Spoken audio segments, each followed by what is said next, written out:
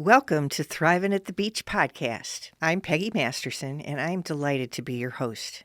I am the director of the Partnership Grand Strand Foundation, and in case you haven't heard about us, we are the nonprofit foundation that is an extension of the Myrtle Beach Area Chamber of Commerce.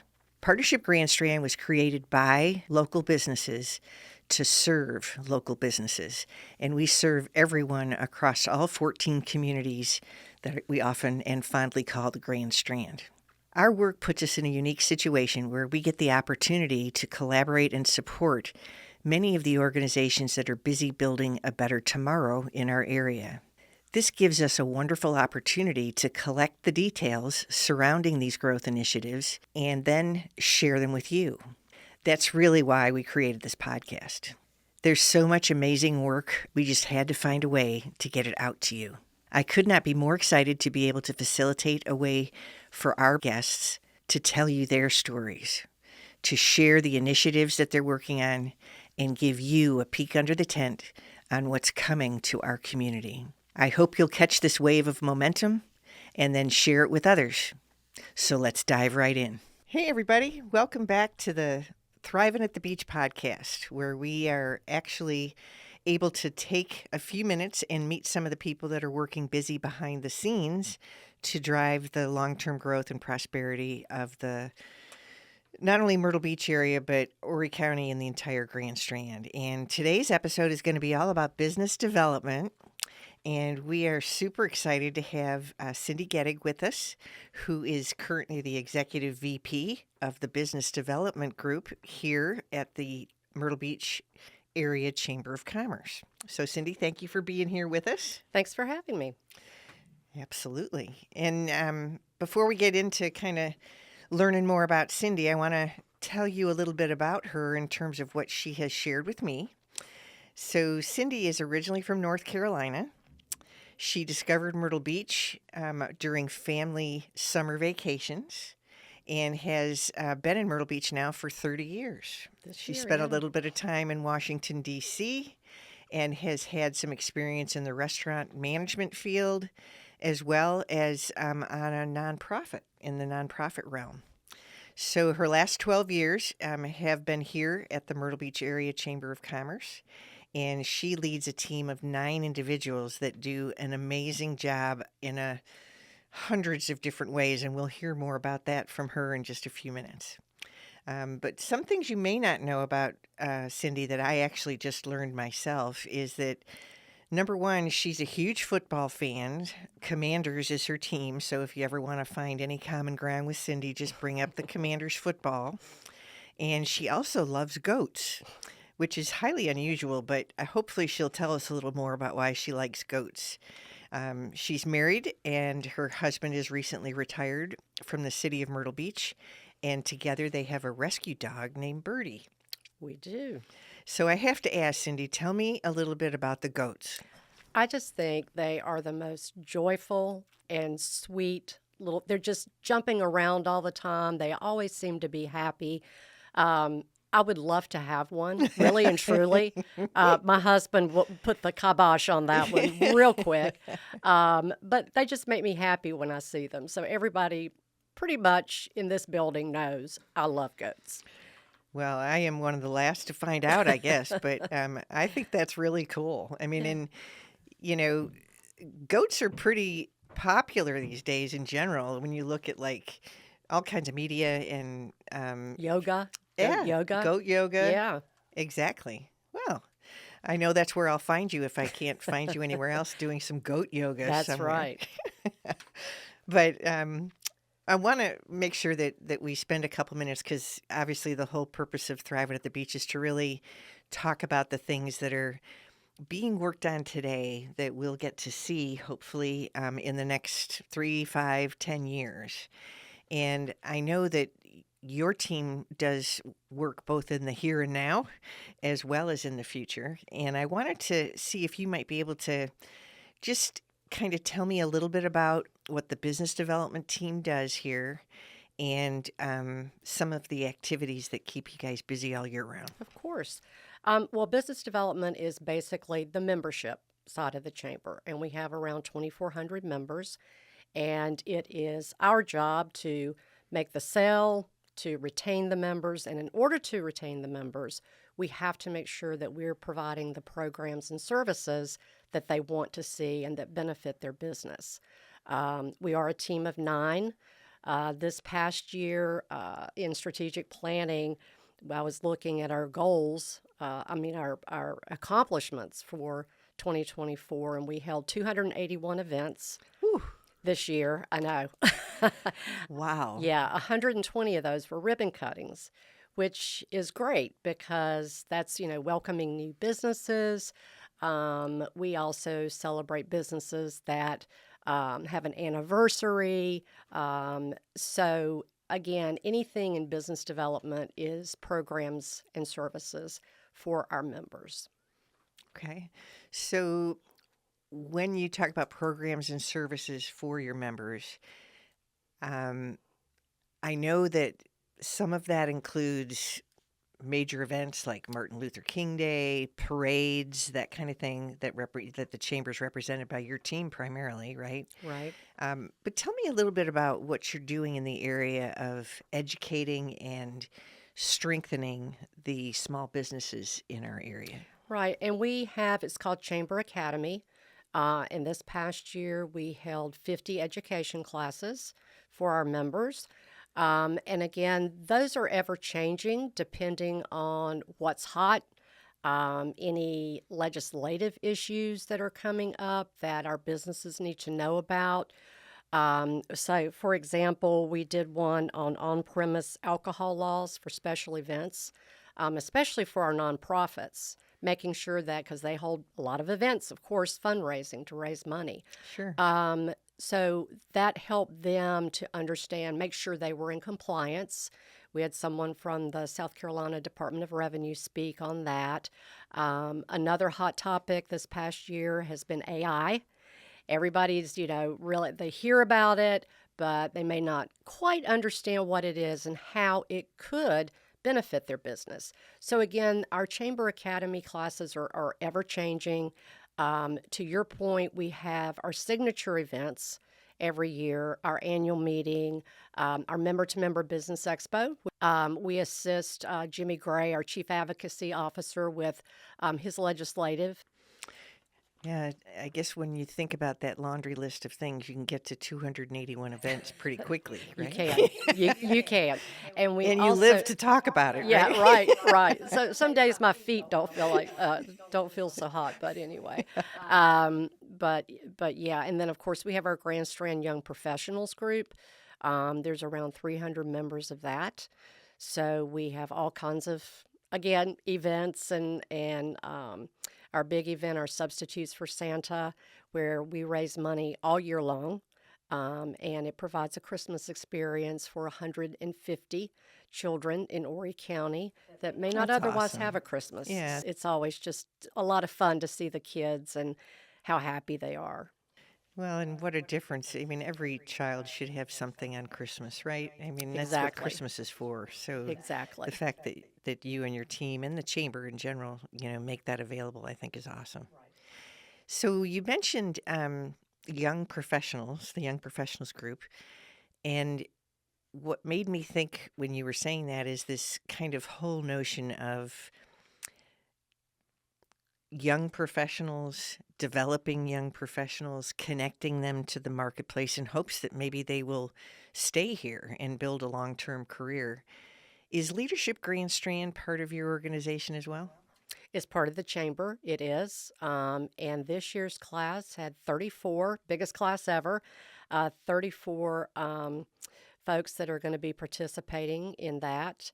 And as you talk about our young professionals, I always like to say, especially for me, I'm aging out. I'm getting older. I'm headed towards that retirement Things age, happen, right? yeah. Right. And the young professionals, they're the ones that are going to have to step up and serve on boards and committees and getting really involved in the community. And that's one of the main goals of GSYP is making those connections. And again, like you said, hopefully they'll stay in this area. And so we we do a lot of events through the year, whether it's networking, again, education, but really working to make those connections and also to share with them the opportunities that are available. For example, our chamber board of directors, you have a board of directors, so getting those folks prepared that one day you can step in and serve the community that I you love live in. that so much, because letting those young professionals know what they need to do to serve at a high level in the future it's so powerful, because without them and without their continued engagement, all the work that we have done could come unraveled over time, and the multitude of people that we've spoken to on this podcast. So, I think we touched on education. We touched on the young professional and kind of this whole notion of leadership. But I also would love for you to talk about what you're doing to develop women and encourage women, because I know you have a signature program that has been amazingly well received. Yeah, very, very proud. We formed our Ignite Women's Council 3 years ago. And in that first year, we had our very first conference, and it's called the Ignite Women's Conference.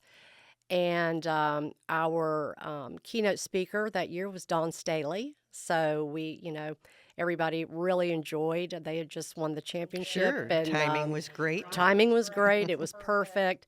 And so this was our third conference this year. And so over the last couple of years, we've added events in addition to the conference, because we wanted to get the conference, up and running and being successful before we started putting more on the plate. But we have several additional events last year, and this year and next year, we're going to have it once again, is the Ignite Women's Brunch at the Myrtle Beach Classic, which was very successful. We also do a Headshots and Happy Hour event, which is very well attended. So that's an opportunity for women to have a professional headshot made, have some libations and some hors d'oeuvres, great networking. But this past year, we also added the element of having a nonprofit there that would hopefully, we would ask all of the attendees to either bring a donation, something on their wish list, or make a monetary donation, and that's in lieu of having to pay for the headshot. So we added that as well. And before that, our Women in Wine Wednesday, you do see a pattern here with our events, right? Women in Wine I wonder Wednesdays. who's leading that. Kima. It's all Kima. Women in Wine Wednesdays, and we have that is sponsored by Duplin Winery. And we bring in a guest speaker and, again, have wine and conversation and hear from powerful women that are in our community. But everything that we do within Ignite is to connect and celebrate women. And, again, to give them the platform to make connections and share their stories. We love to hear their stories, and there's so many powerful, wonderful women. You had one on an earlier podcast, Dr. Marilyn Ford. Yes. And it's just a great way, again, for women to come together and to again, make those connections. Now, I know you've been here in this area for a good long while. Has there been anything in the past that has been focused on just women? Yes, in the past, they had Coastal Carolina University had a program called Whipple that was Women in Philanthropy and Leadership, and they no longer do that. They stopped doing that a few years ago, and that's where we felt like we could take up that torch and we could put something together for women in the community, because we were hearing from women saying, gosh, I really wish we miss Whipple. We love Whipple. And it was such a wonderful conference every year. So again, we just kind of took that torch and said, okay, let's run with it and see where it lands. And again, every year it just seems to get a little better and better and better. Yeah, I had the opportunity to attend one. I missed this last one, but it is a tremendous event. And correct me if I'm wrong, but I think that's one of the events that's open to all women. Is that correct? You don't have to be a member to attend? Right. We have a member price and then a non-member price. So it's a little difference in the ticket price, but yeah, we do encourage everyone to come to the event. And that's just for our listeners, that's scheduled when for next year? October 24th. And again, it's going to be at the Sheraton Myrtle Beach Convention Center starting at 7:30.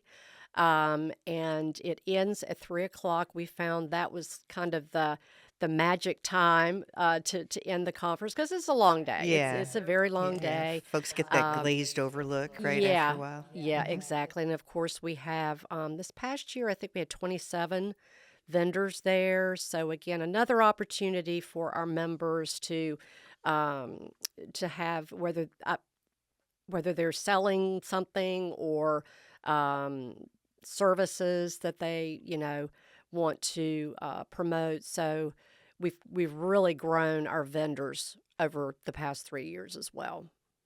Well, I think it's exciting when there's a vehicle in place for women entrepreneurs, whatever it might be, something that folks have a common denominator or common interest around. When something like that gets created, that they can come and enjoy and flourish, and hats off to the business development team for recognizing that and then doing something about it. And what I love about several of the things that you have said is, the folks that we've had the chance to talk to on this podcast have this kind of common message that's coming through, which is this notion of let me listen to the marketplace, let me listen to who I serve, and let me develop something that can be a solution for that or that can close a gap. And I think that's a really good example. One program that women loved is gone, and your team stepped up to fill the void. And I think that kind of mentality is going to fuel this environment, this region, if you will, towards continued growth. So I love that it's not all one-sided. We're not just creating things to create them. We are listening to our members and listening to our community and creating things for them. Absolutely. And that's what's so important because like you said, we don't want to have if an event's is not successful and members see no value in it, we're not going to hold an event just to hold an event. So, most of our signature events have been around for a while, but they're still successful and they're still working. But again, we're never afraid to add something to the list. To squeeze it in We'll around that squeeze it 200 in. name. Right, exactly. Hit 300 next year. So, one of the things that I think is worth kind of bringing to the forefront as we chat about business development and the chamber in general is we just ran through like a laundry list of things that you and your team do. And you're doing that to serve your members.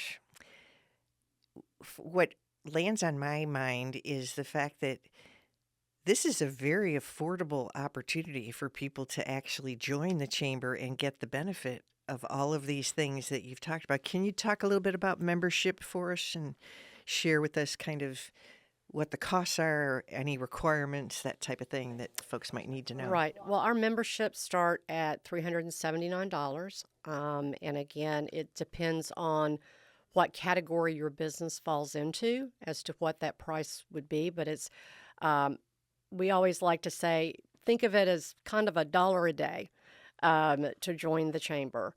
And What a great deal. right, right, exactly. And, it's, I'll also always say that the membership is going to mean different things to different businesses.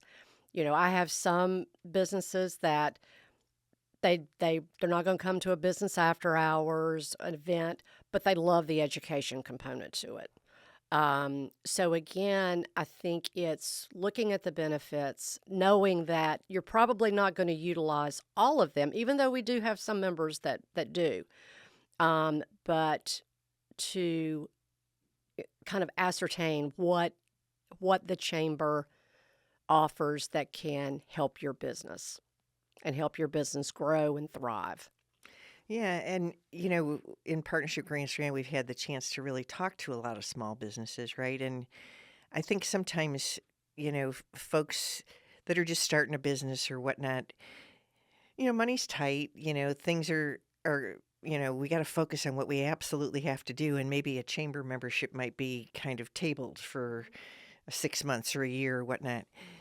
I think the message here that I'd love for people to hear is this is a great, very affordable way to get plugged in quickly, network, build your business through a community-facing organization. And I would encourage anybody that's listening to really think about it that way, because you get out of things what you put into them, right? And the cost barrier for a membership versus the time and attention and the benefit that you get seems like a extremely good deal from my perspective. Right, right, exactly.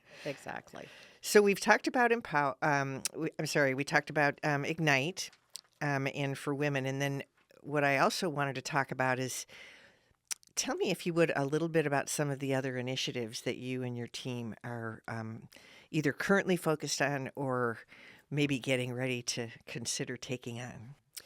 Yeah, like I said before, our activities throughout the year are ever changing, again, depending on the need and again, depending on what's coming down the pike. But, we're already working again on Ignite.